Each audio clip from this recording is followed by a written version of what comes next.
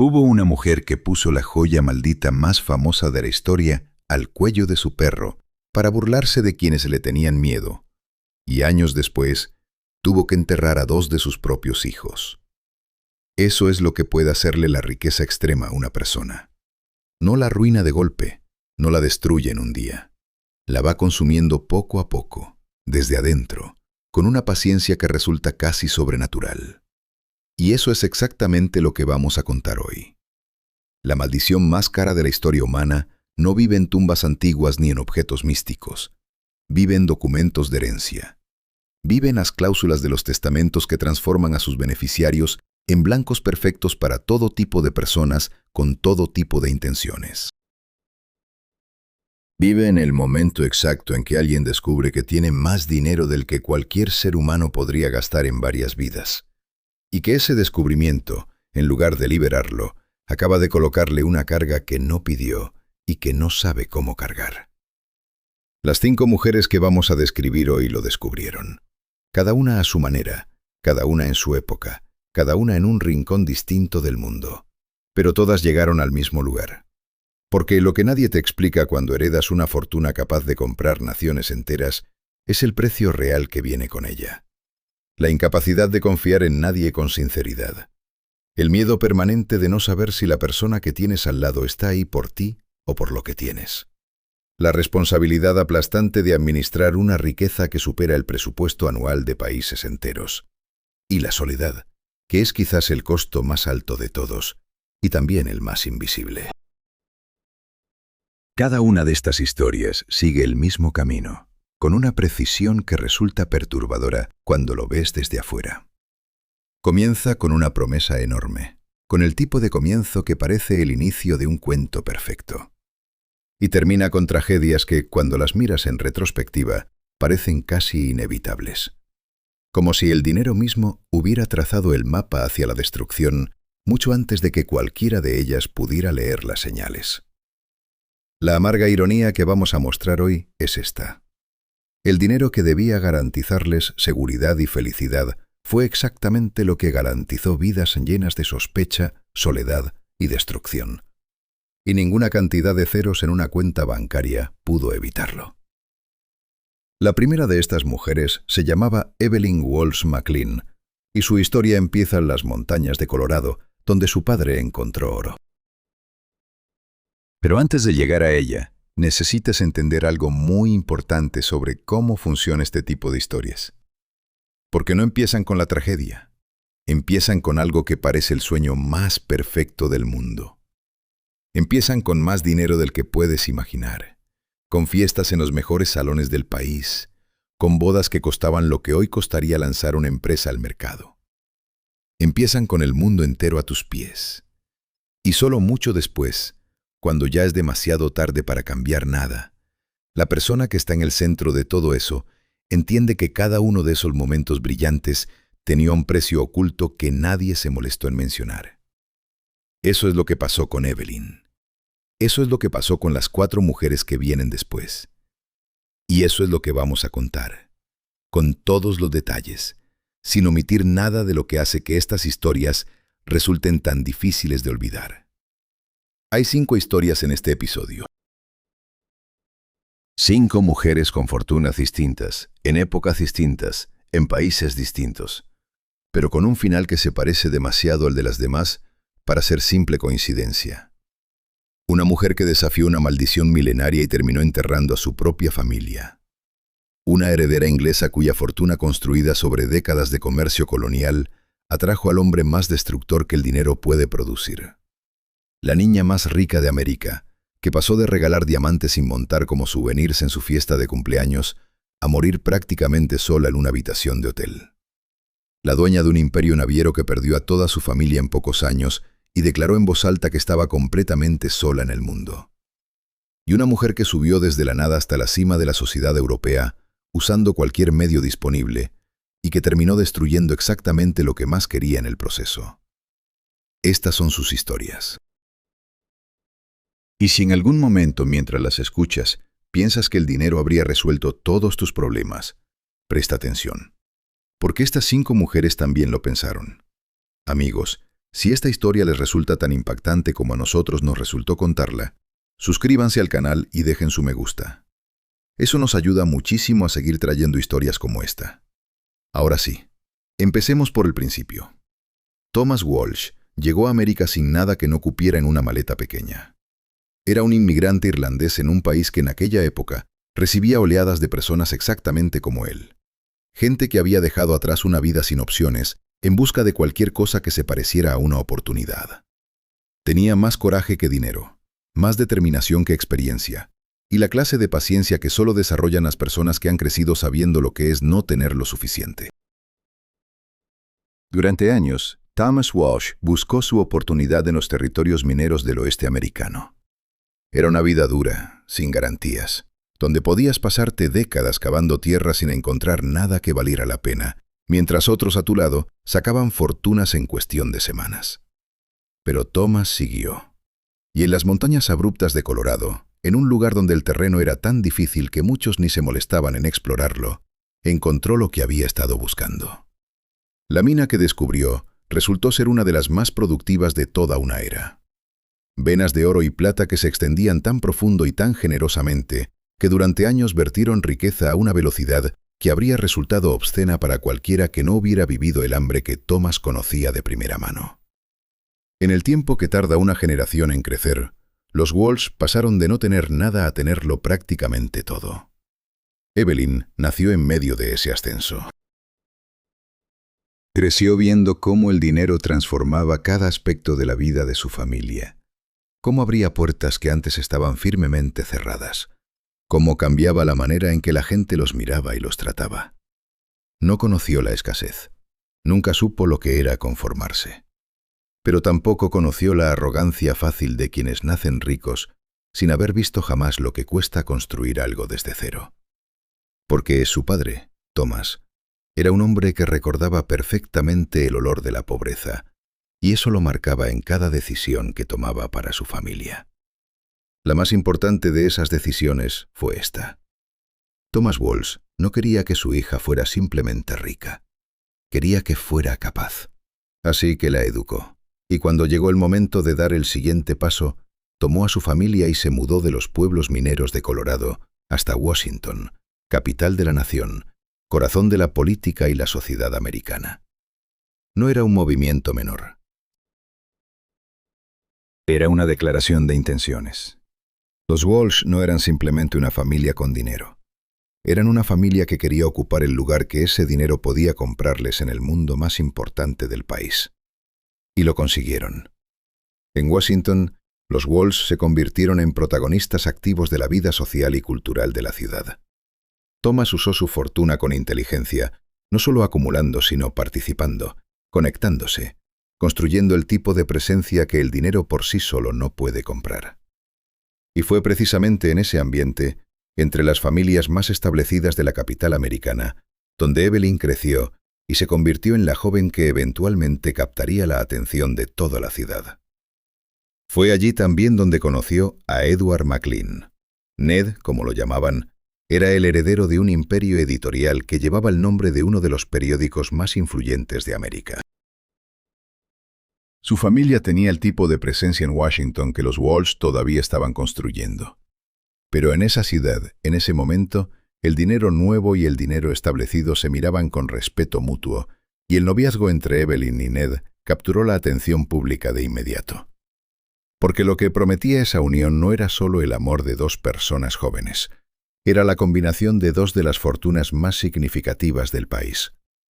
La mina de oro de Colorado fusionada con el poder editorial de Washington, una unión de peso real en todos los sentidos posibles. La boda reflejó exactamente esa escala. Los padres de cada familia entregaron a la pareja $100,000 a cada lado, únicamente para que compraran sus propios regalos de boda. $100,000 en aquella época equivalían a varios millones de hoy. Era la clase de gesto que solo tiene sentido cuando la persona que lo hace nunca ha tenido que pensar en el dinero como un recurso limitado. Era la clase de gesto que marca el tono de una vida entera. Evelyn y Ned comenzaron su matrimonio rodeados de todo lo que el dinero puede ofrecer. Temporadas sociales en Washington, viajes largos al extranjero, la libertad que da saber que prácticamente no hay nada que no puedas permitirte. 2 años después de su boda, se encontraban en un hotel de París cuando recibieron una invitación inesperada. Pierre Cartier, el joyero más célebre de Europa, quería mostrarles algo. Y lo que quería mostrarles iba a cambiar la historia de esa familia para siempre. Aunque en ese momento, cuando Cartier entró en la habitación con aquella piedra azul en las manos, Evelyn no podía saberlo. Lo que sí sabía, o creía saber, era que ella era inmune a cualquier cosa que aquella piedra pudiera traer consigo. Que las historias de maldiciones eran para personas más débiles que ella. Que el dinero y el carácter juntos podían contra cualquier superstición. Lo que ningún dinero del mundo le había enseñado todavía es que hay precios que no se pueden calcular hasta que ya los estás pagando. Antes de que esa piedra azul llegara a manos de Evelyn, ya había destruido a un rey de Francia, arruinado a varios de los hombres más ricos del mundo y llevado a más de una persona a perder la razón por completo. Y eso no es una leyenda. Eso está documentado. Pierre Cartier entró a la habitación del hotel de los Maclean con la naturalidad de alguien que sabe exactamente lo que lleva entre las manos. Era el joyero más célebre de Europa, proveedor habitual de la realeza del viejo continente y de los millonarios americanos que en aquella época cruzaban el Atlántico buscando el tipo de elegancia que el dinero nuevo todavía no había aprendido a fabricar solo. Conocía a sus clientes.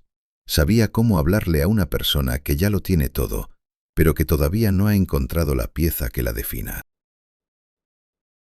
Y con los Maclean, Cartier no llegó a ofrecer una joya. Llegó a ofrecer una historia.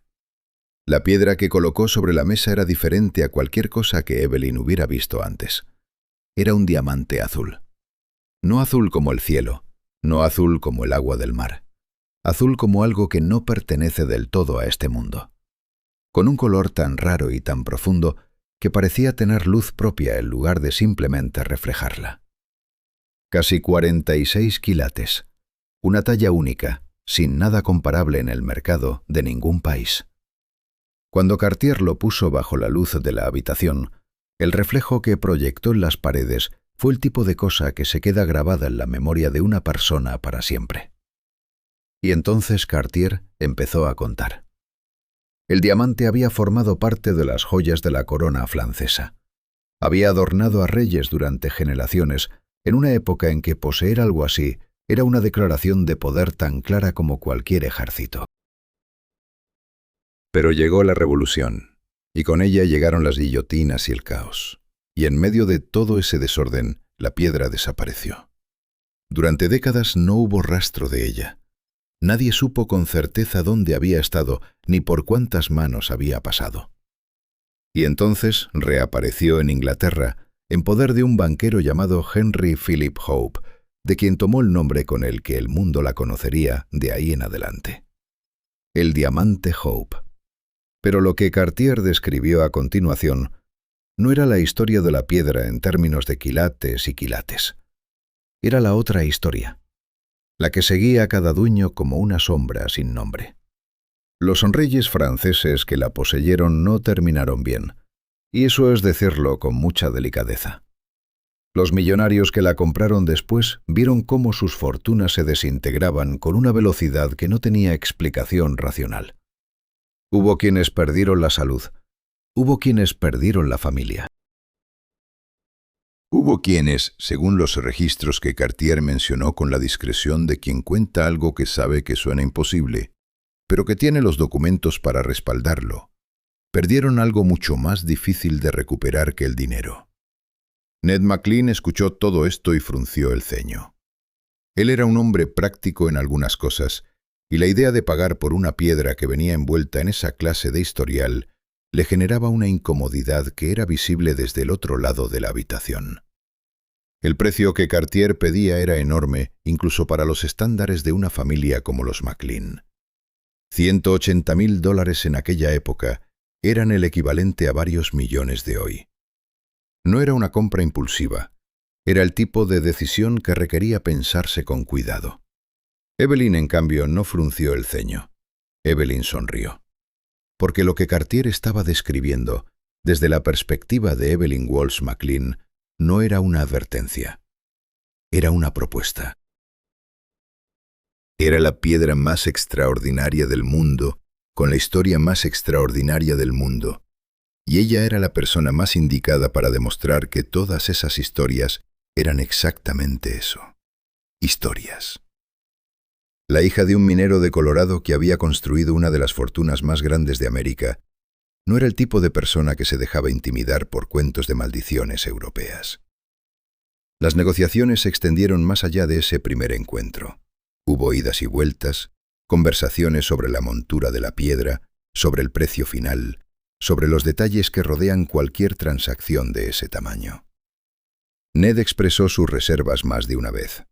Cartier respondió a cada objeción con la paciencia de alguien que sabe que el resultado ya está decidido y que solo es cuestión de tiempo llegar a él. Y tenía razón.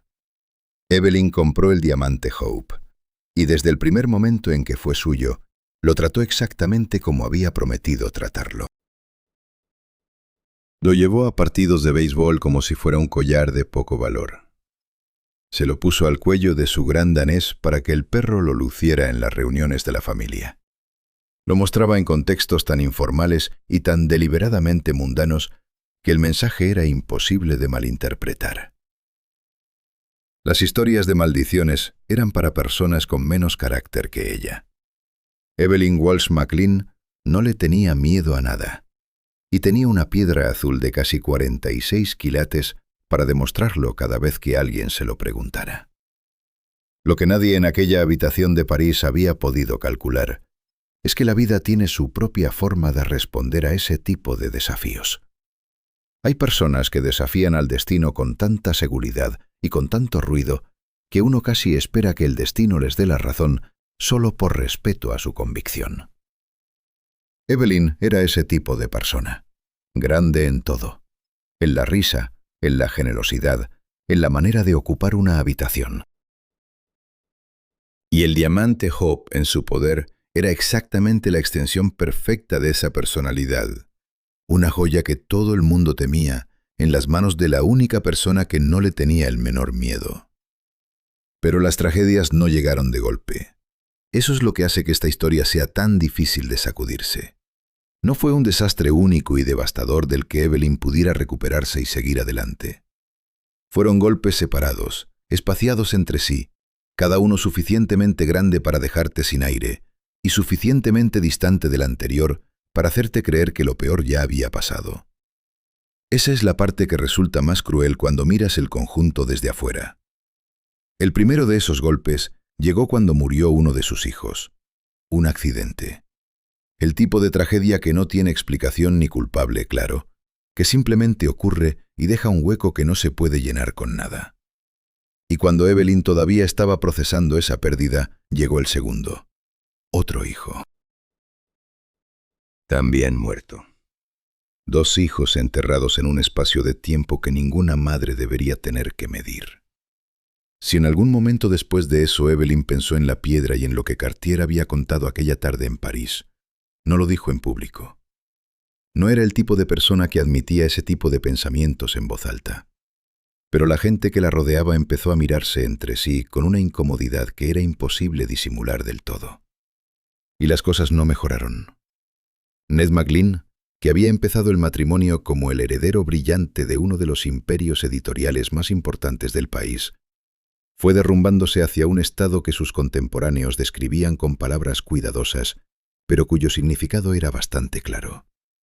El alcohol, las decisiones cada vez más erráticas, el declive de una mente que en otras circunstancias habría podido hacer mucho. Las 2 fortunas combinadas que habían marcado el tono de aquella boda extraordinaria fueron disolviéndose en deudas y errores hasta quedar reducidas a una fracción de lo que habían sido. Y al final, el diamante Hope tuvo que ser vendido. La mujer que había puesto esa piedra al cuello de su perro para burlarse de una maldición de siglos, terminó sin la piedra y sin la fortuna. Terminó habiendo enterrado a 2 de sus propios hijos. Terminó habiendo visto a su marido convertirse en una sombra de lo que fue. Y la ironía que la historia se permite señalar en voz alta es que de todos los dueños que en los siglos anteriores habían temblado ante ese diamante azul, ninguno sufrió tanto como la única que se había atrevido a reírse de él. Esto es lo que la riqueza extrema puede hacer cuando se combina con la convicción de que esa riqueza te hace diferente a todos los demás. Que da la ilusión de que las reglas que aplican al resto del mundo simplemente no aplican en tu caso. Y esa ilusión, que el dinero alimenta con una generosidad impresionante, es exactamente el camino más corto hacia la destrucción. Evelyn Walsh McLean no fue la primera en descubrirlo, y tampoco fue la última.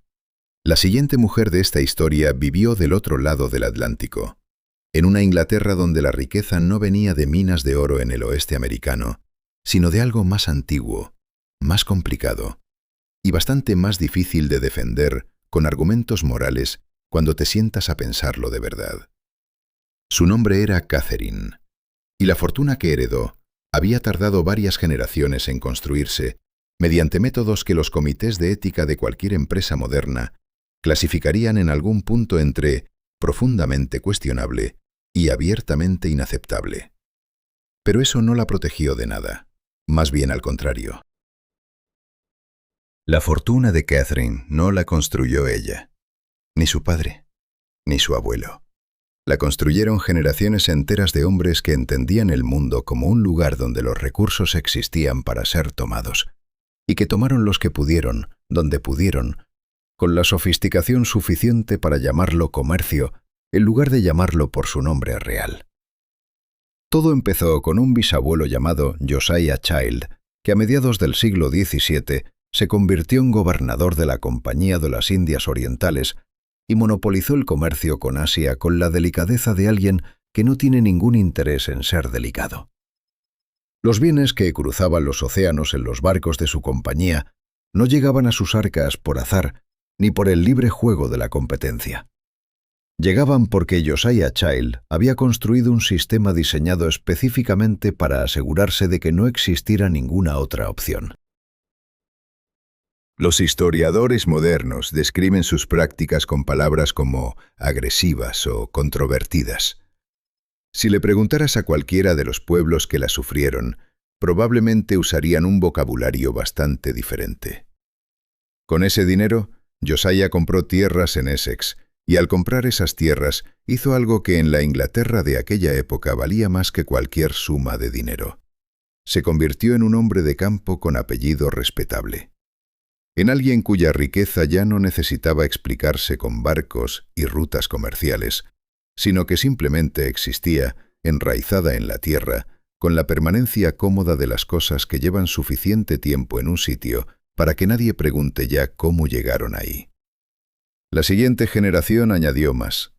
El hijo de Josiah se casó con Dorothy Glenn y absorbió con esa unión las propiedades de Hampshire que su familia política llevaba generaciones acumulando. Fue el primer acto de una estrategia matrimonial que la familia repetiría con la constancia de quien ha encontrado un método que funciona. Casarse bien significaba no solo dinero, significaba tierra. Y la tierra significaba poder, en una época en que el poder se medía en acres tanto como en libras esterlinas. El abuelo de Catherine dio el último paso de este proceso cuando su propio matrimonio ventajoso le añadió al mapa familiar la finca de Draycott, en Wiltshire. Con eso quedó completo el esquema, 3 condados bajo el nombre Tilney Long, que era como decir 3 fortalezas en el tablero de la aristocracia inglesa. No eran nobleza de sangre antigua. Los nobles de verdad los miraban con esa mezcla de desprecio y necesidad que suelen tener quienes presumen de alcurnia pero deben dinero. Eran lo que en aquella época se llamaba con un cierto tono de condescendencia gente adinerada, suficientemente ricos para que todo el mundo los invitara a cenar y suficientemente nuevos para que nadie los tratara del todo como iguales. En ese mundo nació Catherine Tilney Long. Su padre, Sir James, se había casado tarde, a los 49 años, con Lady Catherine Windsor, que aportó al matrimonio tanto el dinero familiar como los vínculos con la aristocracia que Sir James nunca habría podido conseguir por cuenta propia. Fue una unión calculada por ambos lados, lo cual en la Inglaterra georgiana no era un defecto, sino simplemente la forma en que funcionaban las cosas entre personas serias. Sir James tomó una decisión que en aquella época resultaba bastante inusual. Decidió que si no tenía un heredero varón, sus hijas serían sus herederas. No porque fuera un hombre de ideas avanzadas en materia de derechos, sino porque era un hombre pragmático que prefería ver sus propiedades en manos de alguien que llevara aunque fuera una parte de su sangre, antes que verlas dispersarse entre parientes con apellidos distintos que no habían hecho absolutamente nada para merecerlas. Y entonces su hijo James murió siendo todavía un niño. No tenía ni 11 años cuando falleció, y con él murió también cualquier posibilidad de que la fortuna de los Tilney Long siguiera un camino ordinario. Porque esa muerte convirtió a Catherine, de joven bien situada, a objetivo financiero número 1 de toda Gran Bretaña en cuestión de semanas. Su fortuna combinada, las propiedades en 3 condados, las inversiones, las rentas anuales, todo eso junto constituía un patrimonio que no tenía equivalente entre las familias privadas del país. Y Catherine, de repente, era la única persona que lo heredaría. Los tutores que se encargaron de su educación lo entendieron desde el principio. Le enseñaron gestión de propiedades, le dieron la formación que en aquella época pocas mujeres recibían, e hicieron lo único que podían hacer ante una situación tan extraordinaria: mantenerla alejada del mundo hasta que tuviera la edad suficiente para enfrentarlo con alguna posibilidad de salir bien. La mantuvieron recluida, protegida, invisible para los ojos de todos los hombres que en aquel momento ya estaban contando sus acres y sumando sus rentas desde lejos.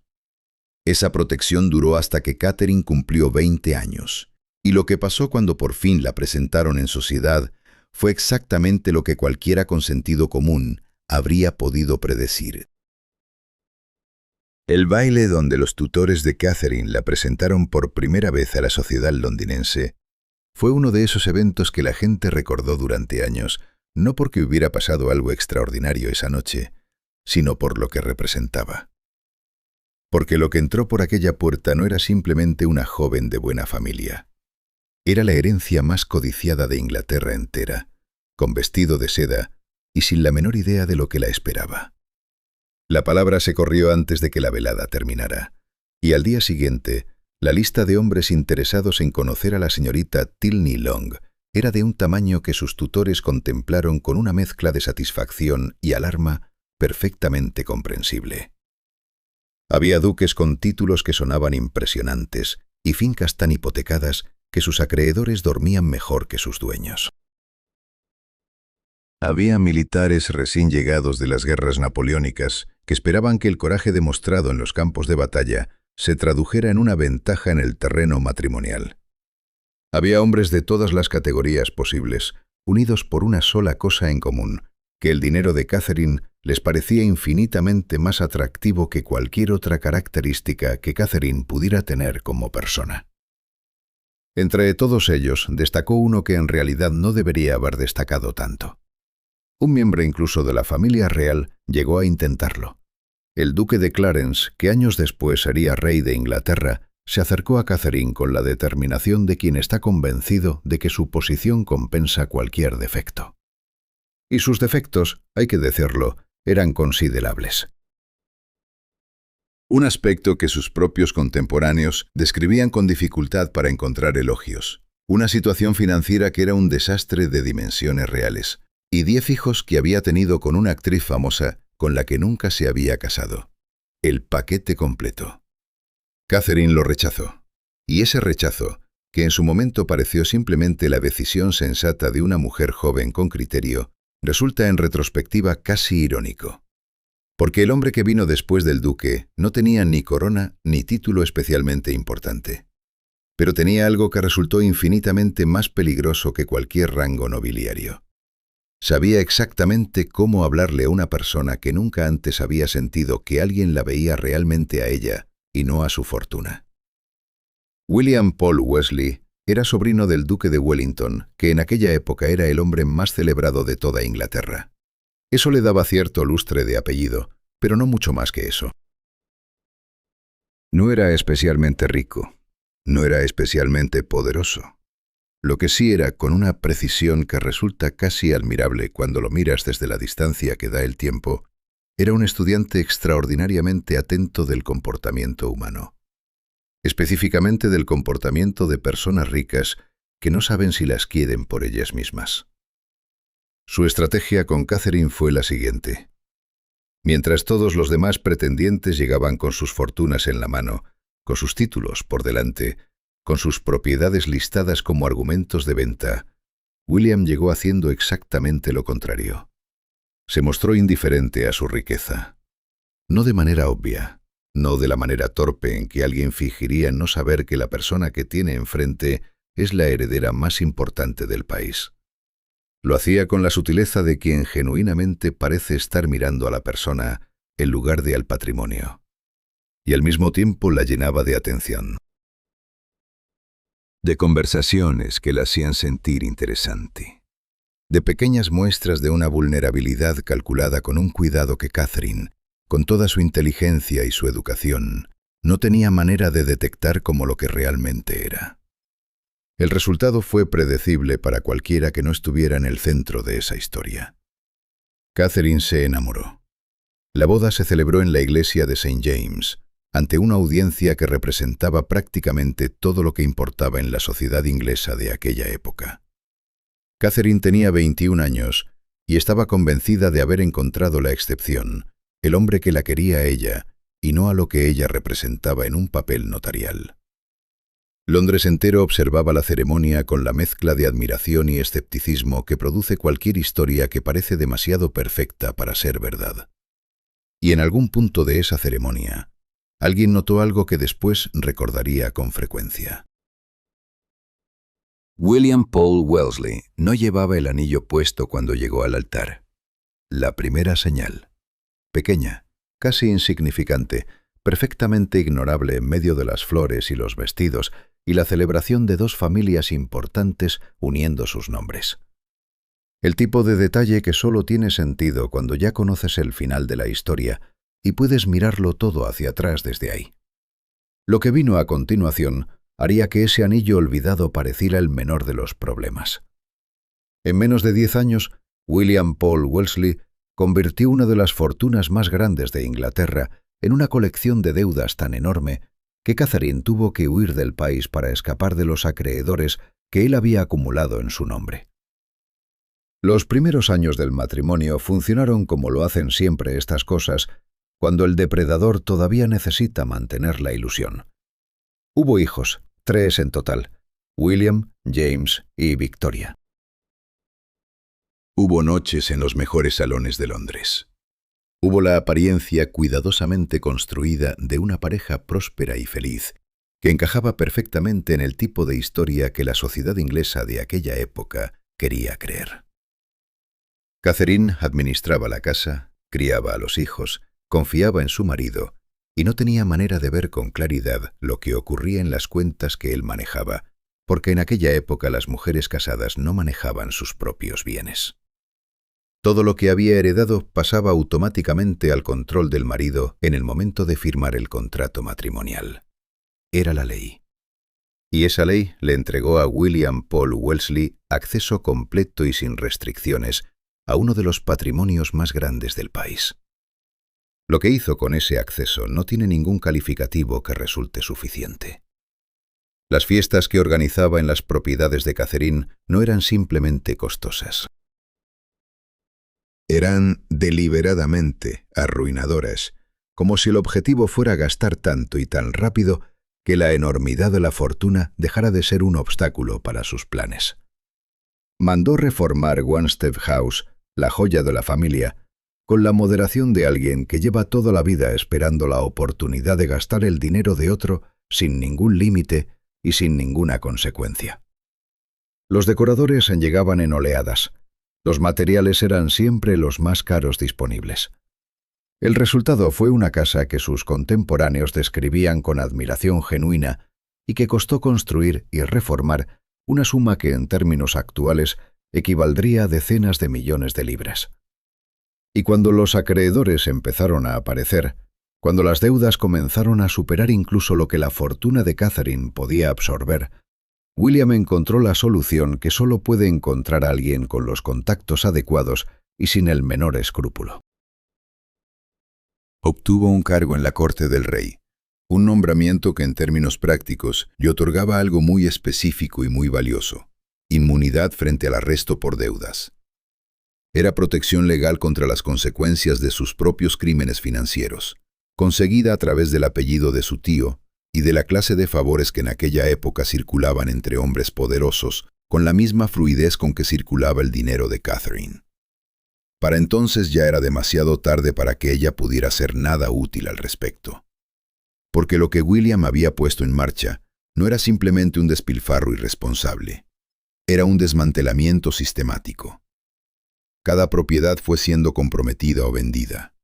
Las rentas que generaban las tierras fueron siendo absorbidas por deudas que él seguía acumulando con una velocidad que no tenía ninguna relación con la riqueza real que todavía existía.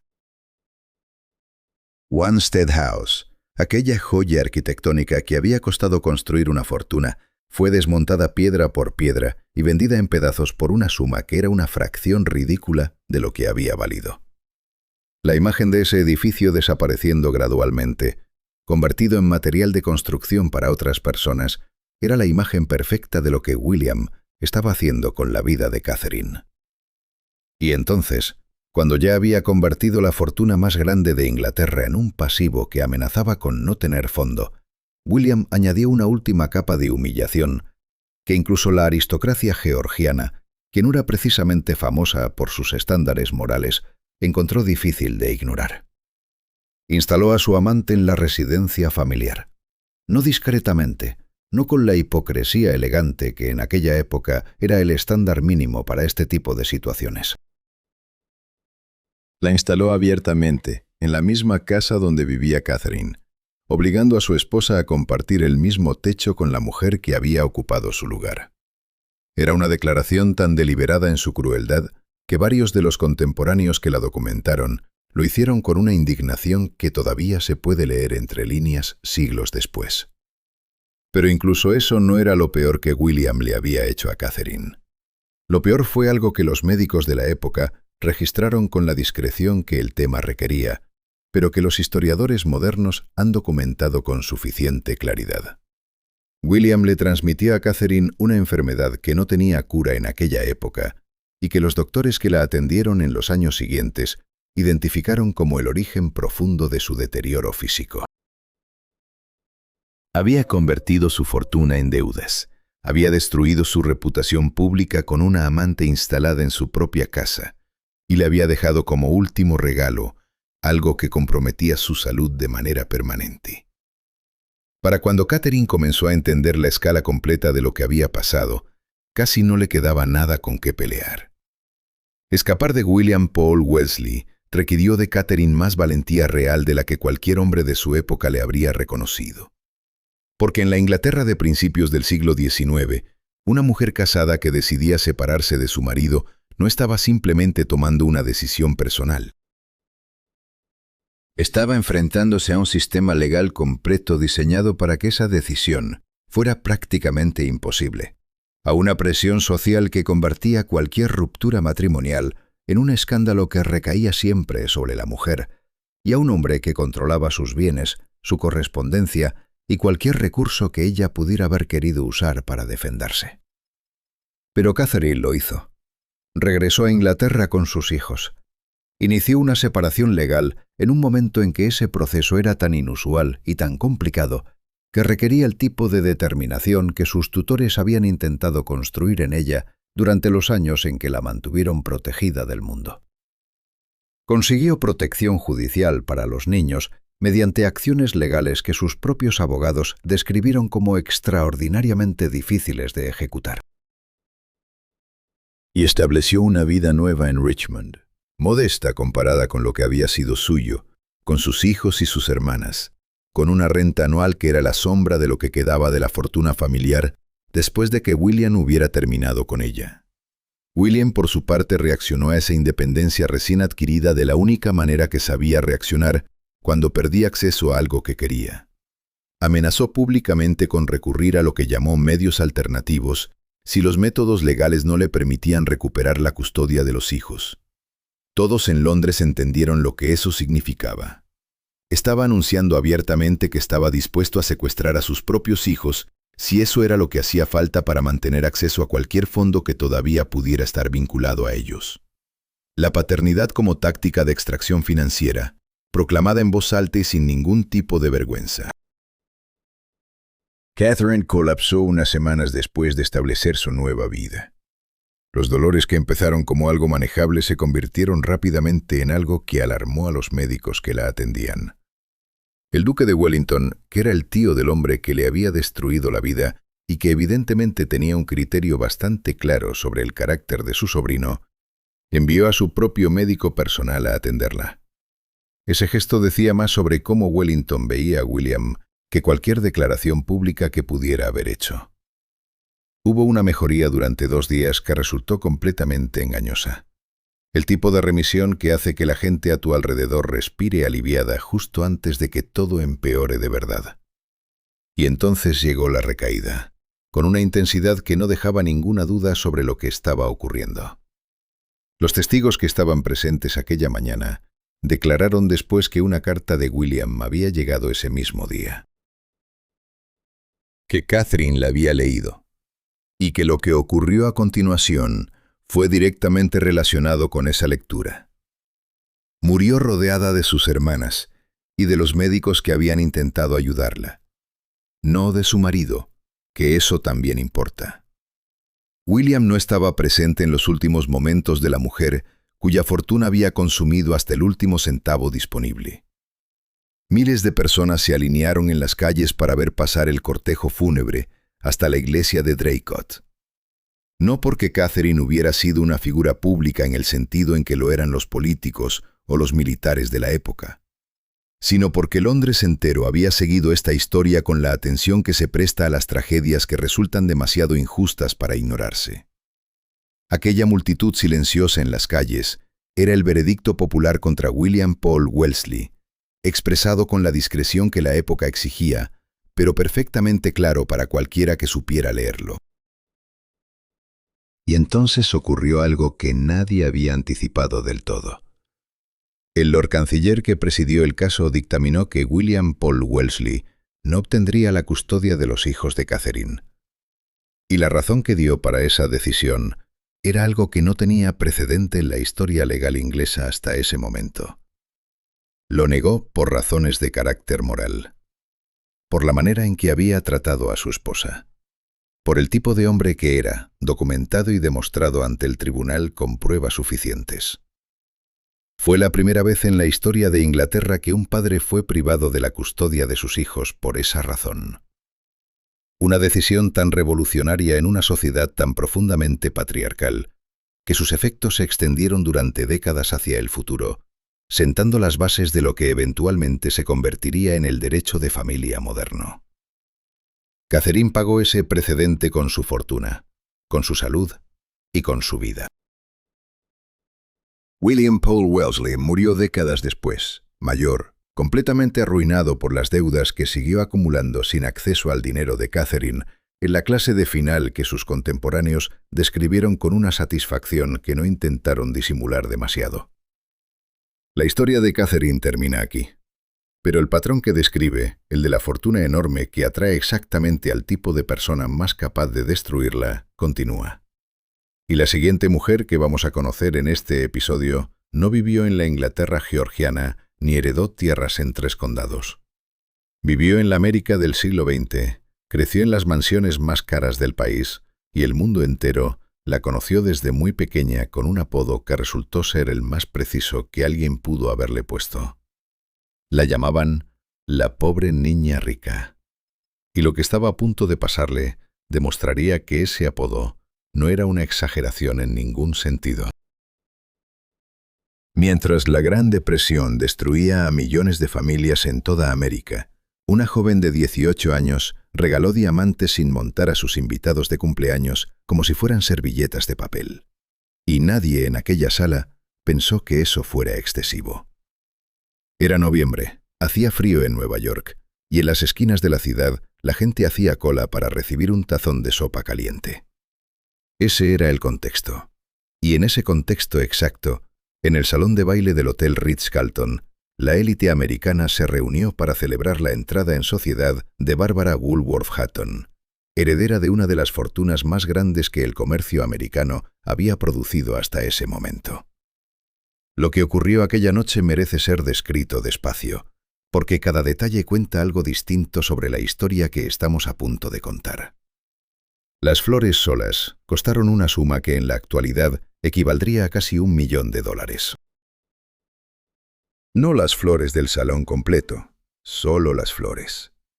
Había 4 orquestas tocando simultáneamente, distribuidas por el espacio para que el sonido llegara con la misma intensidad desde cualquier punto de la sala.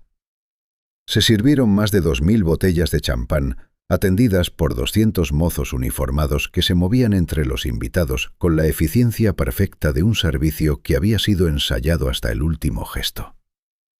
Cuando llegó la medianoche, en lugar de que la fiesta terminara, se sirvió una cena de varios platos para todos. Y cuando esa cena terminó y el amanecer empezaba a insinuarse entre los edificios de Manhattan, se sirvió el desayuno. Pero el detalle que nadie olvidó, el que la gente seguía mencionando semanas después en sus conversaciones, fue el siguiente. Cada invitado recibió al final de la noche una pequeña cajita de joyería. Y dentro de esa cajita había piedras preciosas sin montar.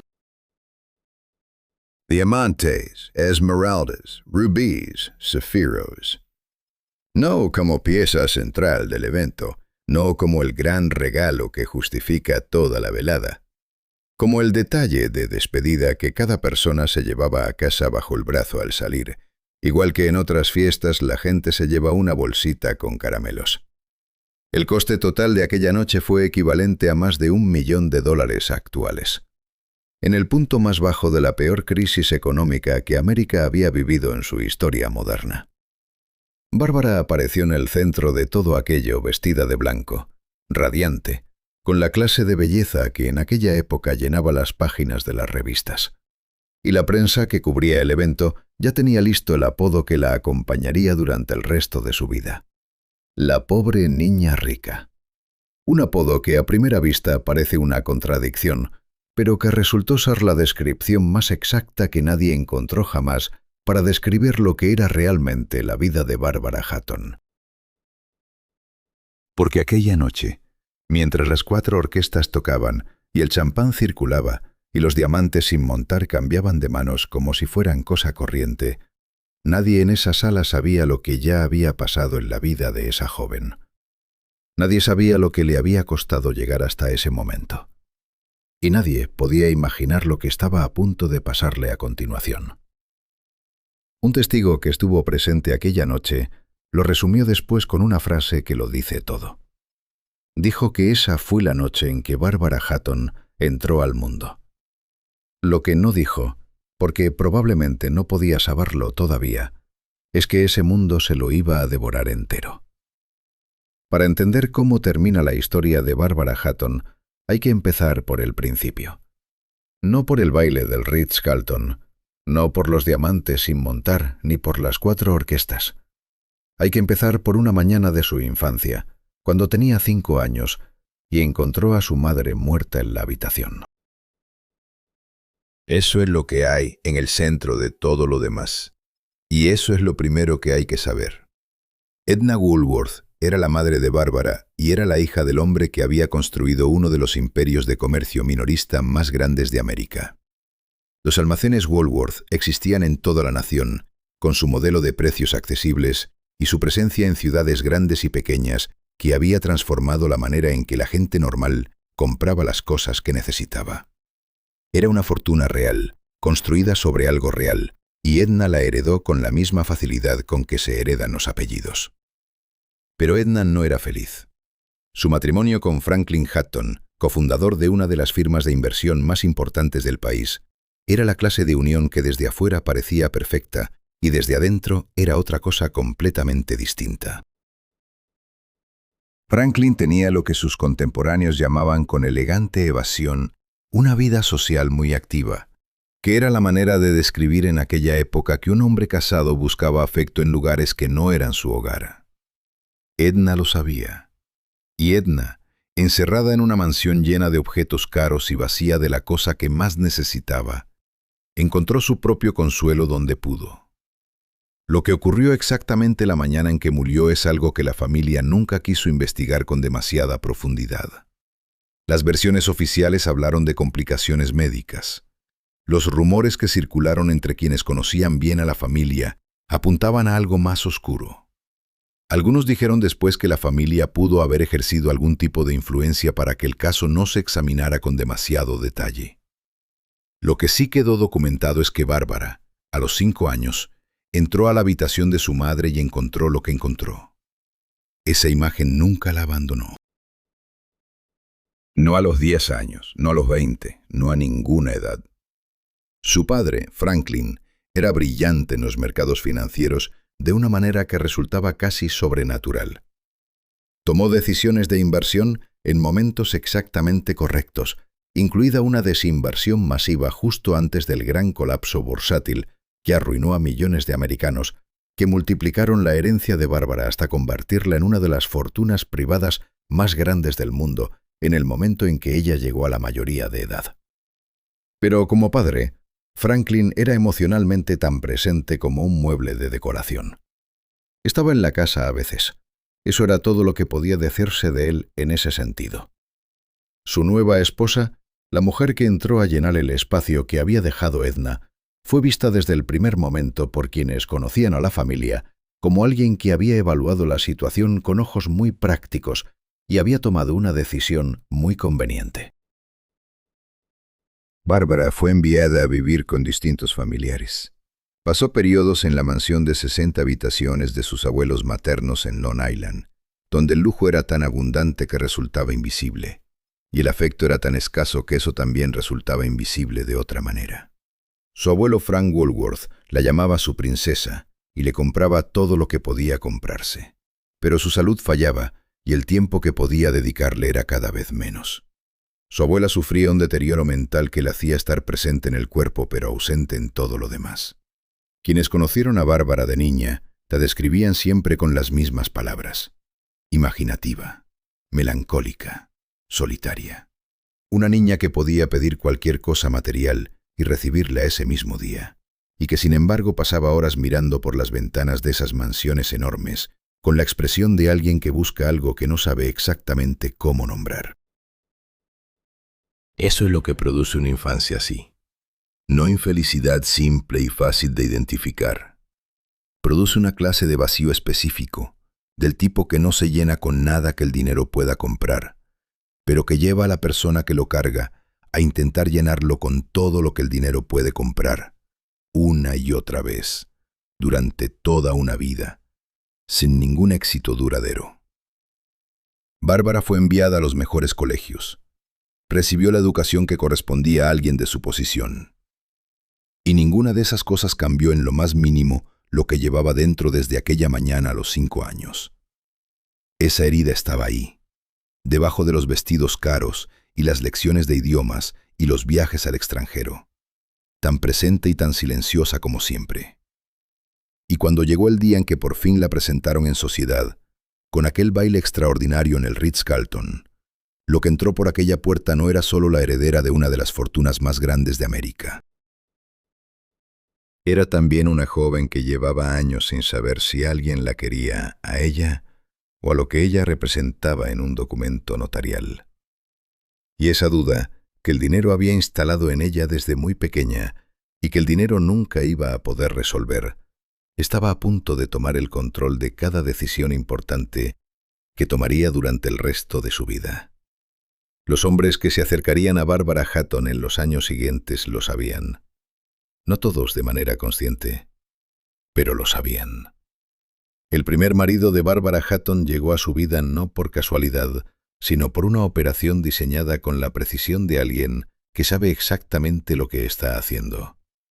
Y lo que estaba haciendo tenía un nombre muy claro, aunque en los círculos sociales europeos de aquella época nadie lo hubiera llamado así en voz alta.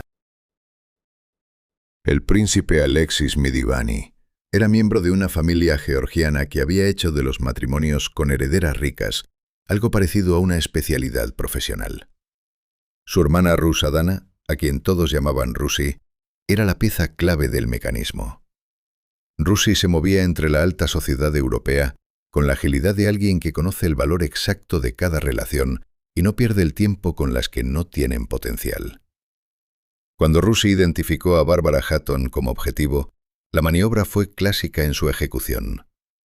Organizó encuentros que parecían casuales, creó contextos sociales donde Bárbara y Alexis coincidían de manera aparentemente natural y fue construyendo poco a poco el escenario donde un romance pudiera prosperar sin que Bárbara sintiera en ningún momento que la situación había sido diseñada de antemano. Alexis Midivani tenía lo que Bárbara llevaba años buscando sin encontrar. No era simplemente atractivo, aunque lo era. No era simplemente interesante, aunque sabía serlo. Tenía la capacidad específica de hacer sentir a una persona que era la única que existía en la habitación cuando él la miraba. Para alguien que había crecido sintiéndose invisible en mansiones llenas de gente, eso tenía un peso que resultaba difícil de resistir. El problema es que Alexis estaba casado cuando todo esto ocurrió. Pero ese detalle resultó ser un obstáculo menor. El divorcio llegó con la rapidez que tienen las cosas cuando el dinero no es un impedimento, y Bárbara, con 20 años recién cumplidos, se convirtió en la nueva princesa Mdivani en una ceremonia en París que la prensa cubrió con el entusiasmo que reserva para las historias que parecen cuentos perfectos. Lo que siguió fue una demostración acelerada de exactamente para qué había servido todo aquel cortejo cuidadosamente planificado. Alexis se instaló en la fortuna de Bárbara con la comodidad de alguien que ha llegado al lugar para el que se estaba preparando. Caballos de polo de competición, una casa que costaba una fortuna mantener, ropa y joyas para él, porque en eso también había que ser generoso consigo mismo. Y todo pagado con el dinero de Bárbara, que seguía creyendo que estaba viviendo un amor real, mientras su patrimonio se reducía a una velocidad que habría alarmado a cualquiera con acceso a los libros de cuentas. El matrimonio duró menos de 2 años. Alexis se marchó con una compensación económica equivalente a varios millones de dólares actuales, negociada con la eficiencia de quien siempre supo que eso era el objetivo final. Bárbara se quedó con la experiencia, con menos dinero del que tenía antes, y con la clase de dolor que produce descubrir que lo que creíste que era amor, era en realidad una transacción en la que tú eras el único lado que no conocía los términos del acuerdo. Pero Bárbara Hatton no aprendió la lección, y eso no es una crítica. Es simplemente la consecuencia lógica de llevar años buscando algo específico y no tener otro mecanismo para encontrarlo que no sea seguir buscando. El segundo marido fue el conde Kurt Haubitz Reventlow, un aristócrata europeo con un apellido tan largo que parecía diseñado para impresionar a alguien que no conoce bien cómo funcionan esos apellidos. Este matrimonio le dio a Bárbara la única cosa que ninguno de los demás podría haberle dado: un hijo. Lance Reventlow nació en ese matrimonio, y fue el único ser humano en la vida adulta de Bárbara del que puede decirse con certeza que la quería sin ningún tipo de agenda financiera detrás. Pero el matrimonio con su padre tampoco sobrevivió.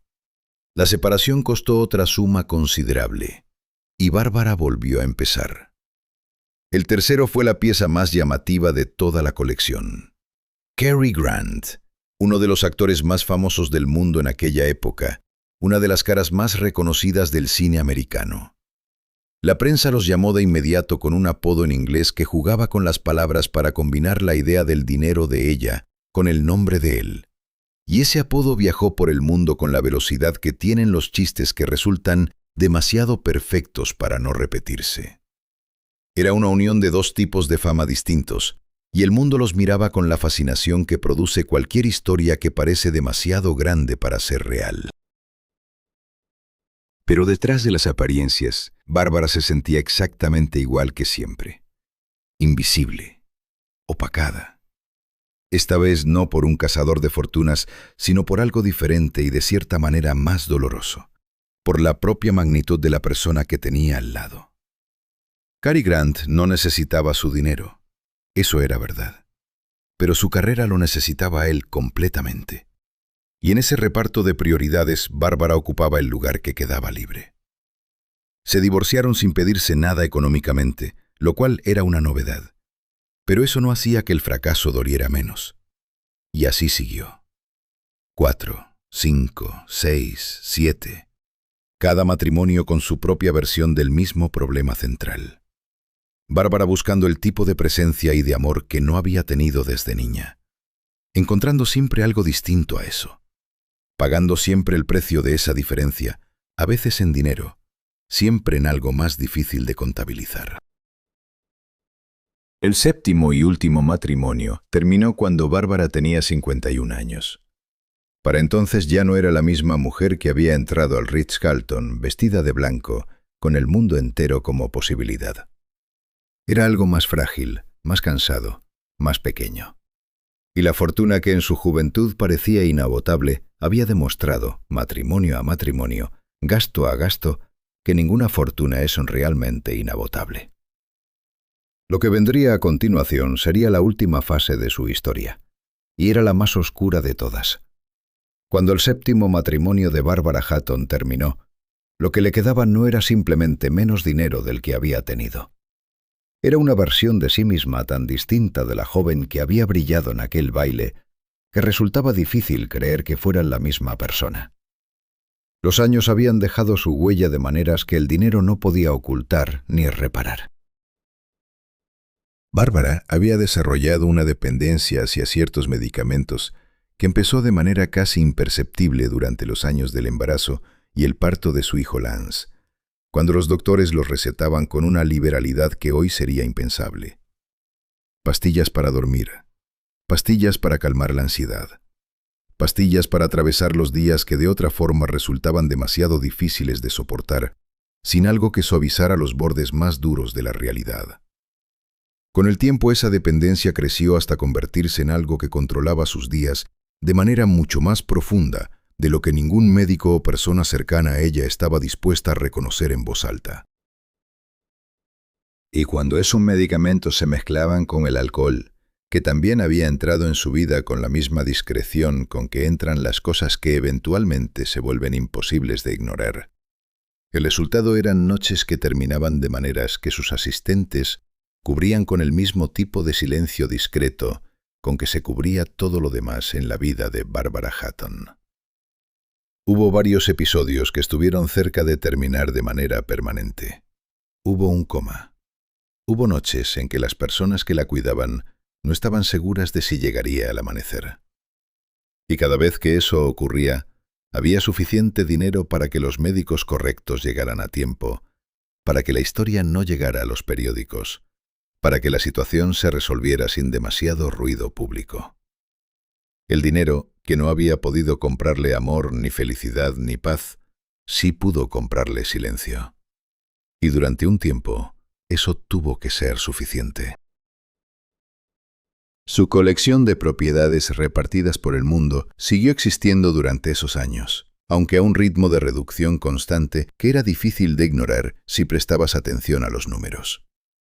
Había casas en México y en Marruecos, propiedades diseñadas con ese gusto suyo por lo exótico y lo extraordinario que era uno de los pocos aspectos genuinos de su personalidad que nadie le había podido quitar.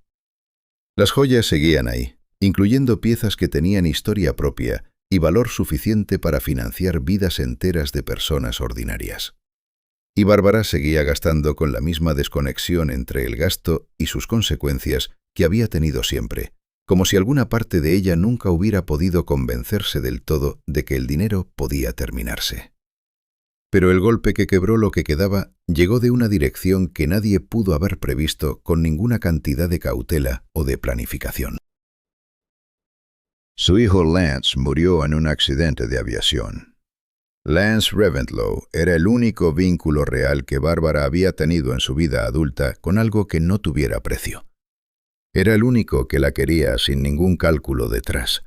Y cuando ese vínculo desapareció de manera tan abrupta y tan definitiva, lo que quedó de Bárbara Hatton se retiró del mundo de una manera que ya no tenía marcha atrás. Se instaló en una suite del Hotel Beverly Hills y prácticamente dejó de salir.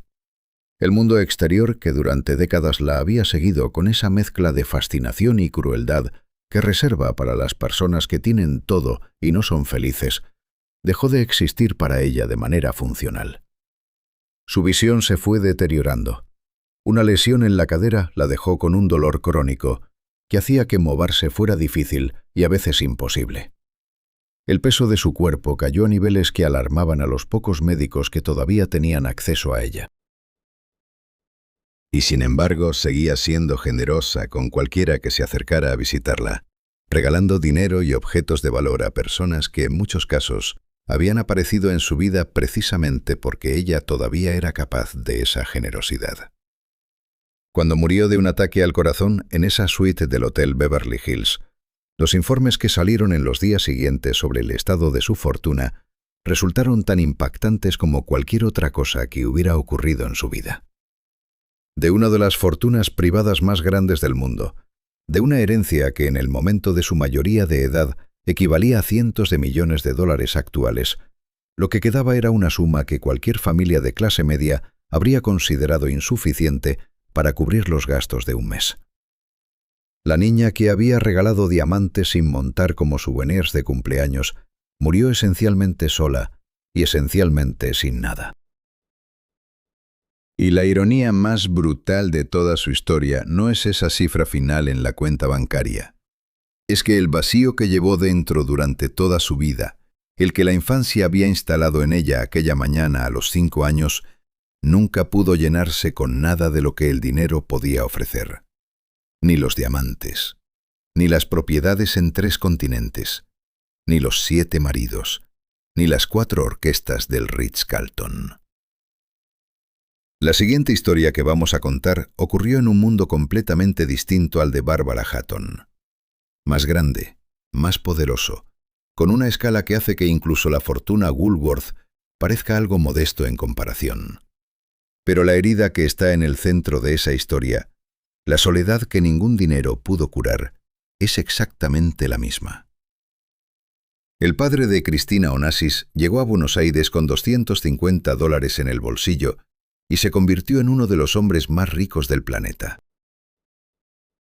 Y eso no es una metáfora ni una exageración. Eso es exactamente lo que ocurrió. Y la escala de ese ascenso es importante para entender por qué la vida de Cristina fue lo que fue desde el primer día.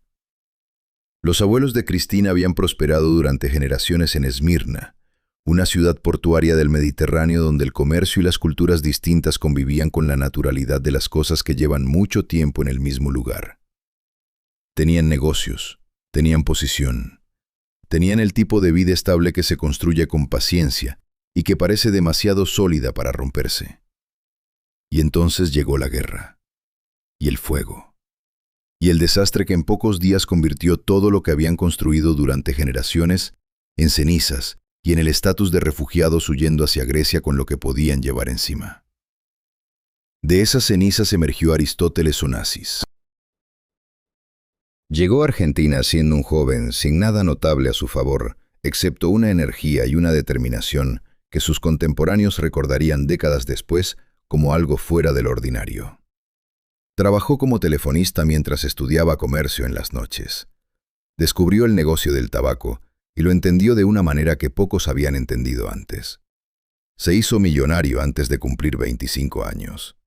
Y entonces, con esa claridad específica de las personas que han crecido conociendo la pérdida y no quieren volver a experimentarla nunca más, miró hacia el mar.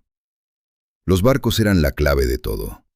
El comercio global se movía por el agua, y quien controlara los barcos controlaba una parte fundamental de cómo fluía la riqueza entre los países. Aristóteles compró su primera flota durante la Gran Depresión, cuando los precios de los barcos estaban en el punto más bajo de la historia, porque nadie tenía liquidez para comprarlos. Mientras el mundo se hundía económicamente, él acumulaba activos que valdrían fortunas cuando las cosas mejoraran. Y las cosas mejoraron. Y Aristóteles Onassis se convirtió en lo que se convirtió. Cristina nació en ese universo. Nació en Nueva York, en una familia que ya era extraordinariamente poderosa, en un momento en que el apellido Onassis era reconocible en prácticamente cualquier país del mundo donde el dinero y los negocios importaran. Su madre era Tina Libanos, conocida como Tina, hija a su vez de uno de los armadores más poderosos de Grecia. La boda de sus padres en Nueva York había sido el tipo de evento que une dos imperios tanto como a dos personas, y la cobertura de prensa reflejó exactamente esa escala. Cristina creció en ese contexto de grandeza absoluta con la misma mezcla que describe toda su historia. Una abundancia material que no tenía límites visibles y una soledad que tampoco los tenía. Sus muñecas llevaban ropa de diseñadores que la mayoría de adultos no podía permitirse. Recibió ponis como regalo, no porque pidiera uno específicamente, sino porque ese era el nivel en que funcionaban los regalos en su mundo. Pasó buena parte de su infancia a bordo del yate familiar, un barco de casi 100 metros de eslora al que su padre había puesto su nombre, el nombre de ella, como el gesto más grande de afecto que un hombre de ese tipo puede hacer.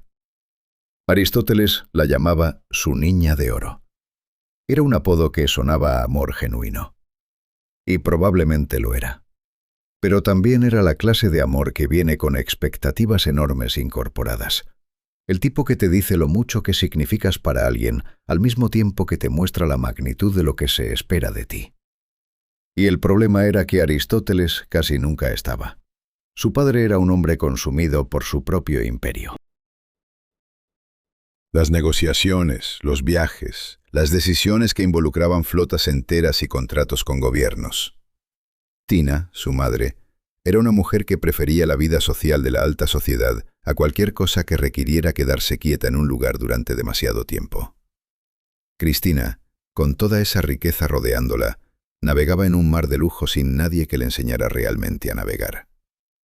Cuando los padres de Cristina se separaron públicamente, en medio de un escándalo que los periódicos cubrieron con entusiasmo porque involucraba el romance de su padre con una de las cantantes más famosas del mundo, Cristina tenía 10 años.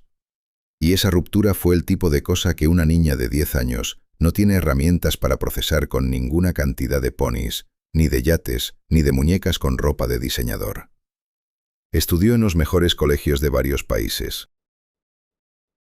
Aprendió 5 idiomas con la facilidad que dan la exposición temprana y los mejores profesores disponibles. Y creció convirtiéndose en alguien que desde afuera parecía tenerlo todo, y que desde adentro cargaba exactamente el mismo tipo de vacío que hemos visto en todas las historias anteriores de este episodio. Solo que en el caso de Cristina, las pérdidas que vendrían después tendrían una escala que haría que incluso las tragedias de las otras mujeres de esta historia parecieran, en comparación, algo más manejable. Si la riqueza de los Onassis era colosal, comparada con cualquier otra fortuna que hemos mencionado hoy, la soledad que Cristina acumuló en los años siguientes fue igual de desproporcionada. Y eso no es una manera de hablar. Eso es un inventario de pérdidas que resulta difícil de leer sin sentir algo.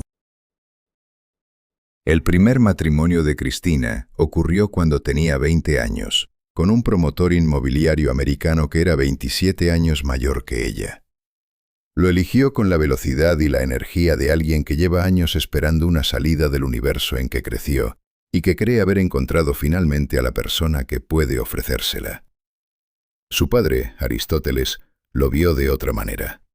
Consideró que ese hombre no era adecuado para su hija, que no era el tipo de persona que debería estar al lado de alguien que llevaba el apellido Onassis, y la presión que ejerció sobre el matrimonio desde el principio fue constante y efectiva. Menos de un año después, el matrimonio había terminado. Cristina había intentado salir del mundo de su padre y su padre la había traído de vuelta. El segundo matrimonio fue con un heredero griego de la industria naviera y bancaria, alguien cuyos antecedentes y cuyo mundo eran tan similares a los de Cristina que la lógica del asunto parecía impecable. Pero la lógica y la compatibilidad real son cosas distintas, y 14 meses después, ese matrimonio también era historia. El tercero fue con un agente naviero ruso cuya atracción tenía que ver tanto con los intereses profesionales compartidos como con cualquier otra cosa. Ese también duró menos de un año.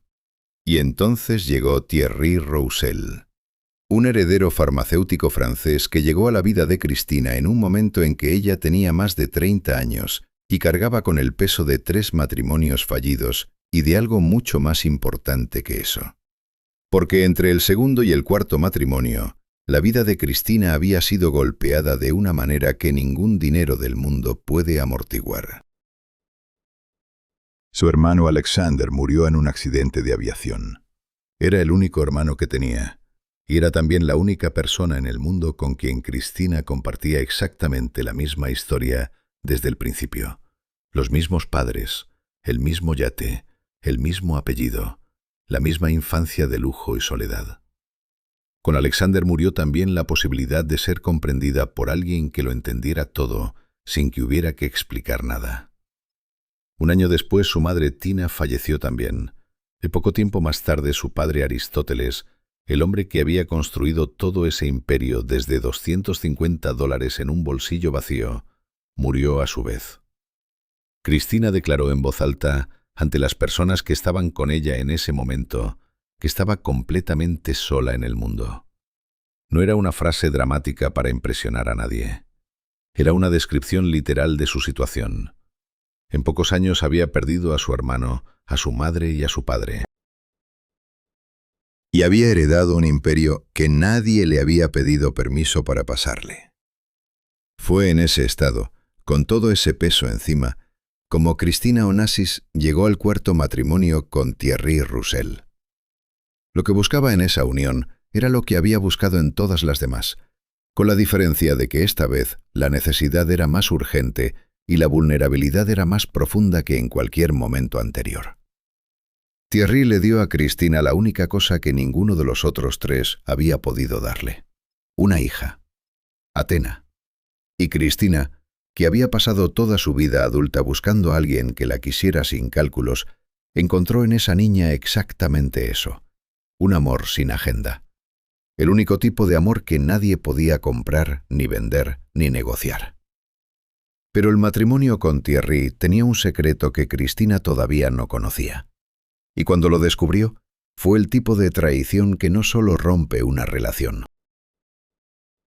Es el tipo que confirma todos los miedos que has tenido durante toda tu vida sobre si alguien puede quererte de verdad. Thierry Roussel, mientras estaba casado con Cristina, había tenido 2 hijos con otra mujer. 2 hijos que existían de manera paralela al matrimonio, a Athena y a la vida que Cristina creía que estaban construyendo juntos. Cuando la verdad salió a la superficie, el matrimonio se desintegró antes de cumplir 3 años. Y Cristina se quedó con Athena, con el apellido Onassis, con un imperio naviero que dirigía con una habilidad real que sus socios reconocían, aunque la prensa rara vez mencionara, y con la soledad que había sido la constante más fiel de toda su vida. Dirigir la flota Onassis no era algo que Cristina hubiera elegido. Era algo que la historia había puesto sobre sus hombros sin pedirle opinión. Y sin embargo lo hacía. Con una sofisticación y una agudeza que sus colaboradores describían con una sinceridad que no tenía nada de cortesía diplomática. Pero fuera de la oficina, en los espacios que deberían haber sido para ella, el vacío seguía siendo tan grande como siempre. Llegó a gastar $30,000 en fletar un avión privado desde América únicamente para asegurarse de que no le faltara su bebida favorita. Mandó un helicóptero de un país a otro para recuperar un cassette de música que había olvidado. Pagaba sumas equivalentes a varios sueldos mensuales a personas de su círculo simplemente para que estuvieran disponibles cuando los necesitaba. No porque fuera una persona irresponsable con el dinero, sino porque el dinero era la única herramienta que tenía para intentar llenar lo que no se llenaba con nada. Lo que nadie le había dicho nunca, y que quizás tampoco habría podido escuchar, aunque alguien se lo hubiera dicho, es que esa herramienta simplemente no servía para ese trabajo específico. Y el final de su historia estaba mucho más cerca de lo que nadie imaginaba. Cristina Onassis murió sola en una bañera en Argentina a los 37 años. Y la persona que la encontró fue su mucama. Eso es lo que puede hacer la riqueza extrema. Darte un yate con tu nombre, una isla privada en el Mediterráneo, una fortuna que ninguna persona podría gastar en varias vidas. Y al final, dejarte sola en una bañera en un país que no es exactamente el tuyo, sin nadie que estuviera lo suficientemente cerca en ese momento. En los últimos meses de su vida, Cristina había tomado una decisión que a quienes la conocían les pareció significativa. Quería empezar de nuevo en Argentina. El país tenía una conexión con su historia familiar que venía desde los tiempos de su padre, desde aquellos años en que Aristóteles había llegado con $250 y había construido algo desde absolutamente nada. Quizás había algo en eso que le resultaba reconfortante. La idea de volver al lugar donde todo empezó, cuando todavía no había nada que perder. Se instaló en un club privado en las afueras de Buenos Aires con un grupo de amigos. Lejos del foco de los medios que la habían seguido desde su nacimiento, lejos del apellido y de todo lo que ese apellido pesaba, intentando encontrar algo que se pareciera a la vida ordinaria que nunca había podido tener. Murió pocos días después. El examen posterior confirmó un ataque al corazón provocado por un edema pulmonar agudo. Los médicos que habían seguido su salud durante años no se sorprendieron en el fondo. Décadas de dietas que eran más castigos que planes de alimentación, años de medicamentos mezclados de maneras que ningún profesional habría aprobado, y el tipo de estrés acumulado que produce una vida entera sin el suelo emocional estable que cualquier ser humano necesita para funcionar. El cuerpo simplemente cedió. Cristina tenía 37 años. Su hija Atena tenía 3. Lo que Cristina dejó era de una escala que resulta difícil de dimensionar. La flota naviera, las colecciones de arte, los inmuebles repartidos por varios países. Y la isla de Scorpios, una isla privada en el mar Egeo que su padre había comprado en su momento como símbolo máximo de lo que el dinero puede comprar y que se había convertido con el tiempo en el lugar donde descansaban los onasis que ya no estaban. El valor de todo eso en el momento de la muerte de Cristina se estimaba alrededor de $250 millones. Una suma que unos años después, cuando Atena llegó a la mayoría de edad y tomó control de la herencia, había crecido hasta estimarse entre 2.700 y 3.000 millones. Una de las fortunas personales más grandes del mundo, en manos de una joven que tenía 3 años cuando la recibió y que creció en Suiza, criada por su padre y su nueva pareja, alejada deliberadamente de todo lo griego y de todo lo que el apellido Onassis representaba. Los administradores que Cristina había designado para gestionar los fondos hasta que Atena tuviera edad suficiente, protagonizaron años de batallas legales sobre cómo debía manejarse el patrimonio y sobre el tipo de relación que Atena debería tener con su herencia griega. Fueron conflictos largos y costosos en todos los sentidos, exactamente el tipo de consecuencia que produce una fortuna de esa escala cuando no hay nadie suficientemente presente para darle continuidad. Cuando Atena tenía 13 años y alguien le preguntó sobre su herencia griega, dijo algo que sus tutores probablemente no esperaban. Dijo que tenía una aversión profunda a todo lo que tuviera que ver con ese lado de su historia. Que el apellido Onassis era el origen de todos sus problemas. Una niña de 13 años que había heredado miles de millones de dólares y que habría dado cualquier cosa por tener una historia más simple. Cristina descansa en Scorpios, junto a su padre y junto a su hermano Alexander. La isla está ahí, en el Mediterráneo, exactamente como siempre. Y hay algo en esa imagen que resume perfectamente todo lo que hemos contado sobre Cristina Onassis. Una vida entera buscando algo que ninguna isla privada puede ofrecer. Y descansando al final en la más exclusiva de todas. Hay todavía una historia más en este episodio, y es la más oscura de las 5. No porque implique más dinero, sino porque implica algo que va más allá de lo que el dinero puede comprar o destruir. Implica lo que ocurre cuando la riqueza extrema se combina con una mente que decide que las reglas básicas de lo que es aceptable simplemente no aplican en su caso. El resultado no fue una fortuna perdida ni una vida en soledad. El resultado fue algo que la prensa londinense calificó en su momento con una sola palabra: crimen. Hay mujeres que nacen con dinero. Hay mujeres que se casan con dinero. Y hay mujeres que se fabrican una identidad completa desde cero, con una determinación tan absoluta que el resultado final resulta casi imposible de distinguir de la cosa real. Barbara Daly pertenecía a esta última categoría.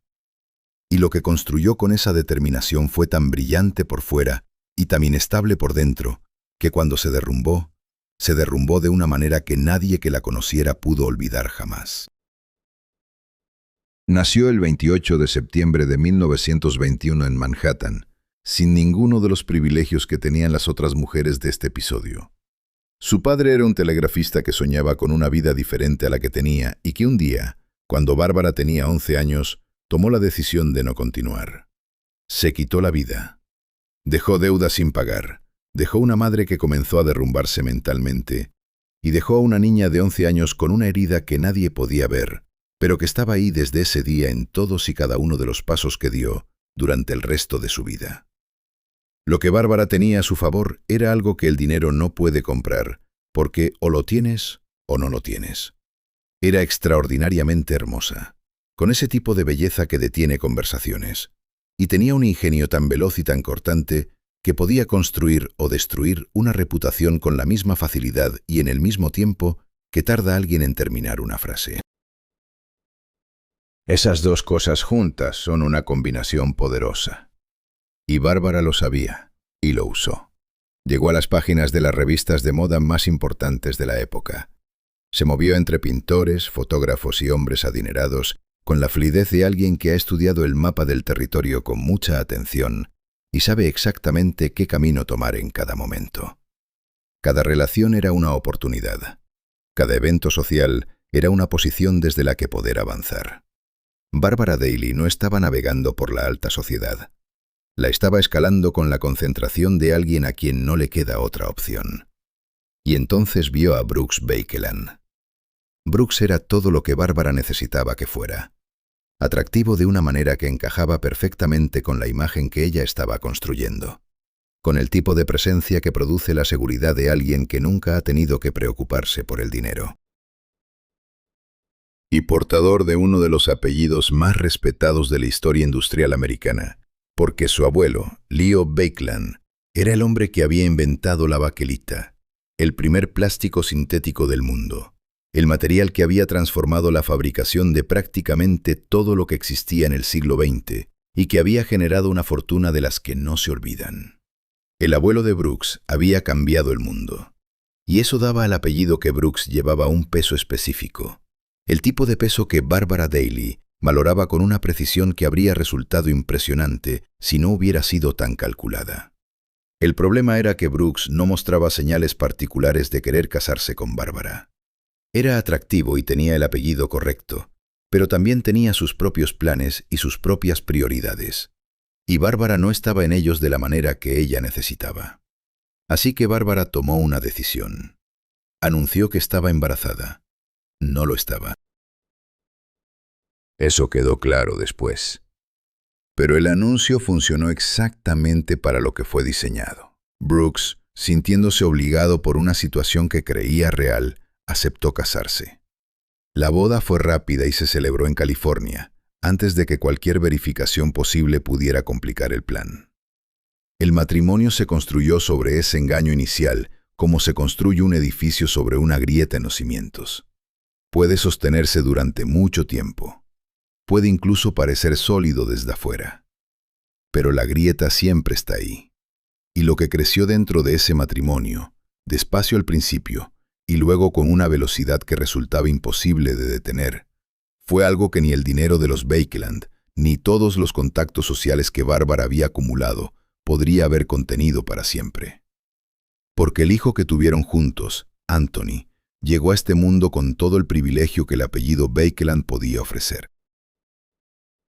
Y también llegó con algo que nadie vio o quiso ver a tiempo.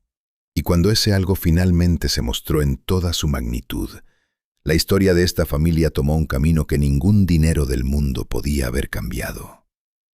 Lo que ocurrió a continuación no tiene precedente en ninguna de las historias que hemos contado hoy. Y eso, teniendo en cuenta lo que hemos contado hasta ahora, es decir bastante. Anthony Bakeland Mató a su madre con un cuchillo de cocina. Y después llamó a un restaurante a pedir comida a domicilio. Eso es lo que encontraron los agentes de policía cuando llegaron al apartamento de Chelsea aquella noche. A Anthony sentado, comiendo tranquilamente, con el cuerpo de su madre cerca. Sin señales visibles de angustia, sin ninguna urgencia. Como si lo que había ocurrido en esa habitación fuera simplemente el final de un proceso que llevaba mucho tiempo en marcha y que para él ya había terminado. Para entender cómo se llegó a eso, hay que retroceder hasta los años en que Anthony era todavía un niño y la familia Bakeland todavía parecía, desde afuera, exactamente lo que Bárbara había trabajado tan duro para construir. Una familia brillante, culta, cosmopolita, que viajaba entre Nueva York, París y España con la facilidad de quienes tienen los recursos y el gusto para hacerlo.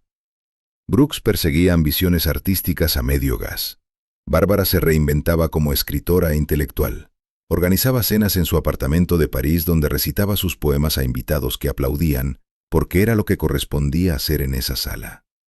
Y Anthony crecía en ese ambiente con el tipo de sensibilidad que hace que un niño inteligente y profundamente perceptivo absorba cada tensión, cada falsedad y cada grieta de la estructura familiar con una claridad que los adultos a su alrededor preferían no reconocer. Los primeros síntomas de que algo no iba bien fueron visibles para los profesores que lo atendieron desde la adolescencia. Una tendencia a encerrarse en mundos internos muy elaborados, dificultades sociales que sus padres interpretaban de manera conveniente como sensibilidad artística. Episodios de comportamiento que los médicos que eventualmente lo evaluaron identificaron sin ambigüedad como señales de esquizofrenia, una enfermedad que en aquella época ya tenía tratamientos disponibles y que habría requerido atención profesional inmediata para tener alguna posibilidad de ser manejada. Brooks se negó a autorizar tratamiento psiquiátrico. Prefirió ignorar la situación con la determinación de alguien que ha decidido que reconocerla sería demasiado inconveniente para la imagen que la familia proyectaba hacia afuera. Y Bárbara, que tenía sus propias razones para no querer ver en su hijo algo que no pudiera controlar y reencauzar por su cuenta, fue construyendo explicaciones cada vez más elaboradas para cada episodio que no podía ignorarse del todo. La fortuna de los Declan, que habría podido pagar sin el menor esfuerzo el mejor tratamiento disponible en cualquier institución del mundo, sirvió en cambio para comprar silencio, para suavizar incidentes ante las personas equivocadas y para mantener la ficción de una familia funcional viajando entre ciudades europeas, mientras dentro de ese universo móvil algo se rompía de manera irreversible. Cuando la orientación de Anthony se hizo evidente para quienes lo rodeaban, Bárbara reaccionó de la única manera que había aprendido a reaccionar ante cualquier cosa que no encajara en el plan que tenía para su vida. Lo convirtió en un problema que ella misma podría resolver. Lo vio como un fracaso personal y como una amenaza a la imagen familiar, y decidió que con la determinación suficiente podría cambiarlo. La misma determinación que la había sacado de la pobreza de su infancia y la había llevado hasta los salones más exclusivos de Europa. En una cena en su apartamento de París, con invitados presentes, Bárbara anunció en voz alta que había encontrado la solución. Lo que dijo en ese momento fue tan perturbador que varios de los asistentes se levantaron de la mesa y se marcharon sin terminar la copa. Nunca volvieron. Y los que se quedaron porque no supieron cómo irse, recordarían esa noche durante el resto de sus vidas. Brooks no pudo seguir ignorando lo que estaba ocurriendo dentro de esa familia. Pero en lugar de enfrentarlo, hizo lo que había aprendido a hacer siempre cuando la situación se volvía demasiado difícil de gestionar. Se fue. Abandonó el matrimonio y se instaló en una nueva vida con otra persona.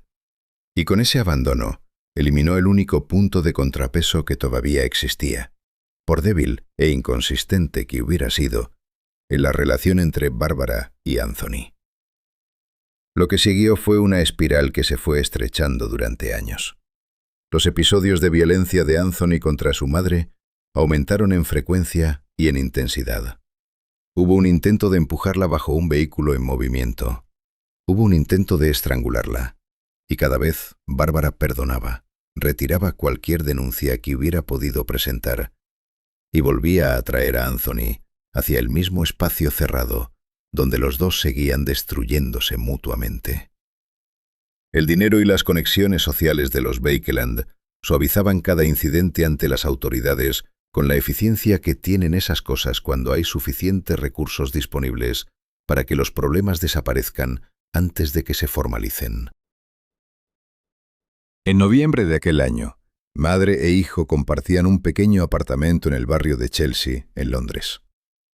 Bárbara le había dicho a una amiga cercana, días antes, que creía estar finalmente llegando al resultado que buscaba, que sentía que las cosas estaban mejorando.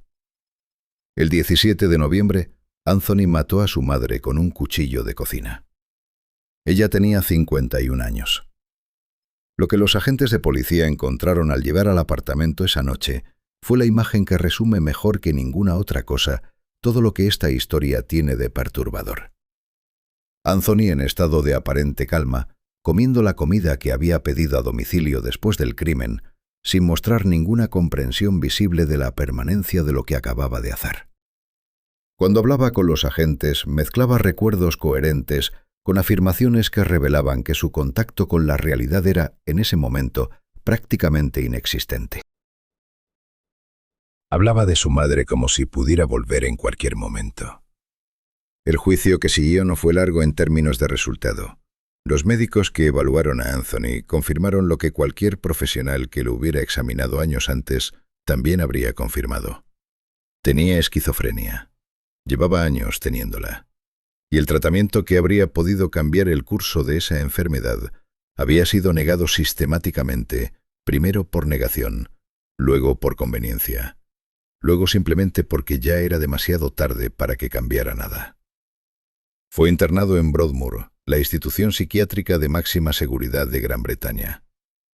El nieto del hombre que había inventado el primer plástico sintético del mundo, el material que transformó la fabricación de prácticamente todo en el siglo XX, pasó casi una década en el mismo establecimiento que alojaba a las personas más peligrosas del sistema psiquiátrico inglés. Brooks Bakeland, que había escapado de ese mundo años antes, se mantuvo a distancia de todo el proceso. El dinero y el apellido que en otro tiempo habían parecido una garantía de algo, no sirvieron de mucho para ninguna de las personas que llevaban ese nombre. Pasados casi 8 años, un grupo de personas cercanas a Anthony presionó con éxito por su liberación. Los psiquiatras que lo trataban se opusieron con argumentos claros y documentados. Dijeron que seguía siendo peligroso. Dijeron que no estaba preparado para vivir fuera de una institución. Nadie los escuchó lo suficiente. Lo liberaron con una condición. Sería deportado a Estados Unidos de manera inmediata. 6 días después de llegar a Nueva York, Anthony atacó a su abuela con un cuchillo de cocina. Los médicos que habían dicho que no estaba preparado tenían razón. Anthony ingresó en la prisión de Rikers Island mientras el sistema determinaba qué hacer a continuación. El día en que esperaba ser puesto en libertad condicional, hubo un retraso administrativo. Sus expedientes médicos de Gran Bretaña no habían llegado todavía, y el proceso no podía avanzar sin ellos. Anthony pasó ese día en su celda de Rikers Island. Ese mismo día, se quitó la vida usando una bolsa de plástico. Tenía 33 años. Y la ironía de lo que usó para hacerlo, el plástico, el material que su abuelo había inventado y que había convertido el apellido Bakeland en sinónimo de progreso industrial, es el tipo de detalle que resulta demasiado preciso para parecer accidental y demasiado real para ser ficción. La familia que había llevado el apellido de uno de los grandes inventos del siglo XX se extinguió de esa manera. No con fanfarria ni con legado, con una celda en Nueva York y una bolsa de plástico. Y ahora llegamos al final de este episodio. Y hay algo que vale la pena decir en voz alta antes de cerrar. 5 mujeres. 5 fortunas distintas. 5 épocas y 5 rincones distintos del mundo. Y sin embargo, cuando miras las 5 historias juntas, el patrón es tan consistente que resulta imposible ignorarlo. La riqueza extrema no protegió a ninguna de ellas. No las protegió del dolor, no las protegió de las personas equivocadas, no las protegió de sus propias heridas. En todos los casos, el dinero hizo exactamente lo contrario de lo que se supone que debe hacer. Amplificó los problemas. Compró silencio cuando debería haber comprado ayuda. Atrajo depredadores cuando debería haber atraído aliados. Y permitió que situaciones que con menos recursos habrían llegado a un punto de quiebre natural continuaran durante años, décadas, sin que nadie pudiera o quisiera detenerlas. La maldición más cara de la historia humana no está en los documentos de herencia. Está en la ilusión de que el dinero suficiente puede sustituir a las cosas que el dinero no puede comprar. Y esa ilusión, que el dinero mismo alimenta con una generosidad impresionante, es la trampa en la que cayeron todas ellas. Y ahora una pregunta para ti que has escuchado estas 5 historias hasta el final. Si mañana te dijeran que has heredado una fortuna tan grande que nunca más tendrías que preocuparte por nada material en toda tu vida, sinceramente, ¿qué es lo primero que sentirías? ¿Alivio o miedo? Escríbelo en los comentarios, porque creo que la respuesta dice más sobre cada persona de lo que parece a primera vista. Si esta historia te llegó, deja tu me gusta y suscríbete al canal. Eso nos ayuda a seguir trayendo historias como esta.